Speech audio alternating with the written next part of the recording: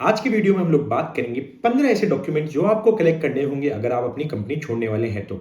और अगर आप इनमें से कोई भी एक डॉक्यूमेंट मिस करते हैं तो आगे जाके आपको काफ़ी ज़्यादा मुश्किलें हो सकती है और काफ़ी ज़्यादा प्रॉब्लम्स हो सकती हैं। तो चलिए शुरू करते हैं।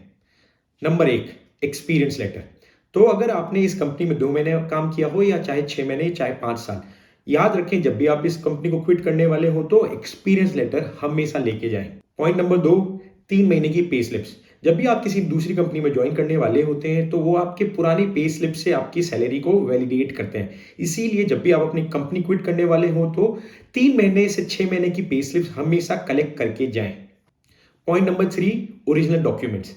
नॉर्मली इंडिया की कोई भी कंपनी आपसे आपके ओरिजिनल डॉक्यूमेंट वेरीफाई करने के लिए तो मांग सकती है, बट रखने के लिए नहीं मांग सकती। तो अगर किसी कारणवश आपने अपने ओरिजिनल डॉक्यूमेंट्स उस कंपनी को स्टोर करने के लिए दिए हैं तो याद रखें ये ओरिजिनल डॉक्यूमेंट्स आपके काफ़ी इंपॉर्टेंट एसेट हैं और इनको आपको कलेक्ट करना है कंपनी क्विट करने से पहले।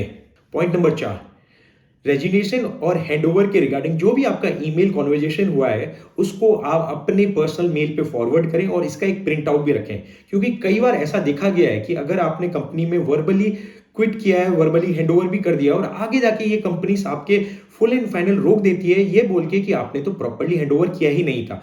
तो जो भी आपका कम्युनिकेशन हुआ है उसको आप डॉक्यूमेंट करें ईमेल के थ्रू और इस ईमेल चेन को अपने पर्सनल ईमेल्स में जरूर फॉरवर्ड करें और इसका एक प्रिंट आउट भी अपने पास जरूर रखें।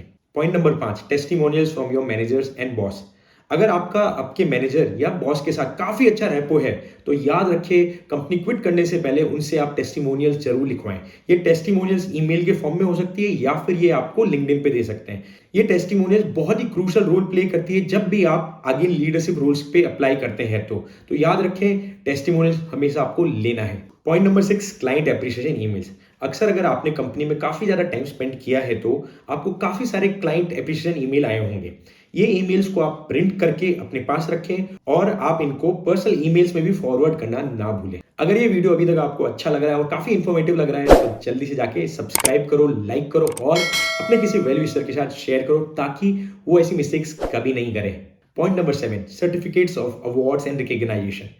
अगर आपको उस कंपनी में काम करते हुए कुछ सर्टिफिकेट्स मिले हो, कुछ रिकग्नाइजेशन मिला हो या फिर कुछ अवार्ड्स मिले हो और अगर वो अभी तक आपको फिजिकल फॉर्म में नहीं मिला है तो कंपनी क्विट करने से पहले आप अपने मैनेजर या एचआर से बात करके डॉक्यूमेंट्स और ये सर्टिफिकेट जरूर से ले लें। पॉइंट नंबर 8, आपके प्रोजेक्ट्स, उसकी टाइमलाइंस और उसमें आपका जो भी काम रहा है उसकी आप एक एक्सेल फाइल बनाएं और उसको याद से अपडेट करके लेके जाएं जब भी आप कंपनी क्विट करने वाले हो तो। Point number 9, gratuity. अगर आपने अपने प्रेजेंट कंपनी में 5 ईयर से ज्यादा टाइम स्पेंड कर लिया है तो आप ग्रेचुइटी के लिए एलिजिबल है। ग्रेचुइटी अप्लाई करने के लिए आपको कुछ फॉर्म्स भरने पड़ते हैं और अपनी बैंक डिटेल्स देनी पड़ती है। तो याद रखें अगर आपने 5 साल कंप्लीट कर लिए अपनी करंट कंपनी में तो ग्रेचुइटी जरूर से लेके जाएं आप। पॉइंट नंबर 10, अगर आपका कोई भी बिल्स का रिइंबर्समेंट आना बचा है या फिर अगर आपके कोई भी बोनसेस अभी तक आपके अकाउंट में नहीं आए हैं तो अपने बॉस और मैनेजर से जाके इसके बारे में डिस्कशन करें। जो भी कॉन्वर्सेशन होता है उसको ईमेल में डॉक्यूमेंट करें और कंपनी छोड़ने से पहले ये इंश्योर करें कि ये अमाउंट आपके बैंक अकाउंट में आ रहा है या नहीं।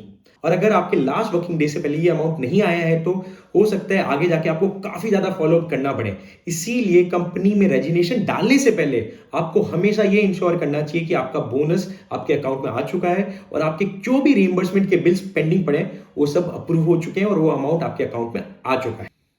आज के दिन हर कंपनी अपने एम्प्लॉयज के लिए एक हेल्थ प्लान लेके रखती है, ठीक है। अगर मान लीजिए आपके नेक्स्ट कंपनी ज्वाइन करने और इस कंपनी के क्विट करने के बीच में 1 महीने का गैप है और उस गैप के बीच में अगर आपका एक्सीडेंट हो जाता है तो ये जो कंपनी हेल्थ प्लान था वो उस 1 महीने में आपको कवर नहीं करता और उस एक्सीडेंट का जितना भी एक्सपेंस होता है वो आपको अपनी जेब से बेयर करना पड़ता है। तो नॉर्मली आपको हमेशा एक एडिशनल हेल्थ प्लान रखना चाहिए, लेकिन अगर एडिशनल हेल्थ प्लान नहीं है तो जब भी आप अपनी कंपनी क्विट करने वाले हो तो जो भी आपका कंपनी हेल्थ प्लान है उसको आप इंडिविजुअल हेल्थ प्लान में कन्वर्ट करें ताकि जो ये बीच में गैप है, ठीक है, खुदा ना वास्ता आपको कुछ हो जाए या आपकी फैमिली मेंबर को कुछ हो जाए तो उस टाइम फ्रेम में भी ये एक्सपेंस कवर्ड रहेगा इस हेल्प प्लान में। Point number 12, contact details of finance and HR department. किसी कारणवश मान लीजिए कुछ गलती हो गई और आप कोई डॉक्यूमेंट भूल गए तो आगे जाके आपको फॉलोअप तो लेना होगा अपनी प्रीवियस कंपनी में। और अगर आप मान लीजिए आप रीलोकेट हुए तो ये फॉलोअप लेना बहुत ही डिफिकल्ट है अगर आपके पास आपके एचआर और फाइनेंस डिपार्टमेंट के कॉन्टैक्ट डिटेल्स नहीं है तो याद से अपने एचआर और फाइनेंस डिपार्टमेंट के कॉन्टैक्ट डिटेल्स ले लें कंपनी छोड़ने से पहले। तो जब भी आप दूसरी कंपनी ज्वाइन करने वाले होंगे, तो आपको आपके यूएएन डिटेल्स देने होंगे उस कंपनी में। अगर आप वो नहीं देते तो आपका एक एडिशनल यूएएन अकाउंट बन जाएगा और आपका जो दूसरी कंपनी में पीएफ होगा वो दूसरे अकाउंट में आएगा और आगे जब आपको फ्यूचर में आपका पीएफ निकालना होगा तो बहुत बड़ा प्रॉब्लम देगा। Point number 14, form 16। मान लीजिए आपने अपनी करंट कंपनी में 4 साल दिए हैं, तो इन 4 के 4 साल के लिए आपको फॉर्म 16 डाउनलोड करने हैं कंपनी छोड़ने से पहले। फॉर्म 16 एनुअली जनरेट होता है और इस डॉक्यूमेंट में वो सारी डिटेल्स होती है कि कंपनी ने आपके बिहाफ में कितना टीडीएस फाइल किया है तो, और अगर आगे जाके आपको आईटीआर फाइल करना है और अगर कुछ पैसा वापस रिबेट में लेना है तो आपको हमेशा ये फॉर्म 16 अपनी प्रीवियस कंपनी से डाउनलोड करना पड़ेगा और आईटीआर फाइल करते समय वहां पर अपलोड करना पड़ेगा। तो याद से ये डॉक्यूमेंट जरूर ले लें। पॉइंट नंबर 15 उन लोगों के लिए काफी इंपॉर्टेंट है जो बहुत ही जल्द किसी स्टार्टअप को ज्वाइन करने वाले हैं। तो आपको काफी सारे स्टार्टअप्स आज के दिन as a salary component stocks या फिर ईसॉप्स देते हैं। तो जब भी आप कंपनी को क्विट करने वाले हो और अगर आपके पास कुछ स्टॉक्स या ईसॉप्स हैं तो आप उस एग्रीमेंट को ध्यान से पढ़ें और उसमें देखें कि आप इनको कैसे रिडीम कर सकते हैं। और अगर आपको इसमें अनक्लैरिटी है तो अपने एचआर के पास जाके इसके ऊपर अच्छे से डिस्कशन करें ताकि आप अपने ईसॉप्स को रिडीम कर सकें या फिर इसको किस तरीके से आगे वेस्ट करना है इसके बारे में अच्छे से डिटेल्स ले पाएं। इन 15 पॉइंट्स में अगर आपको कोई कंफ्यूजन है या अगर आप मुझसे कोई और क्वेश्चन पूछना चाहते हैं तो आप कमेंट में जरूर वो क्वेश्चन पूछिएगा और मैं उनका जरूर आंसर करूंगा। Good luck guys.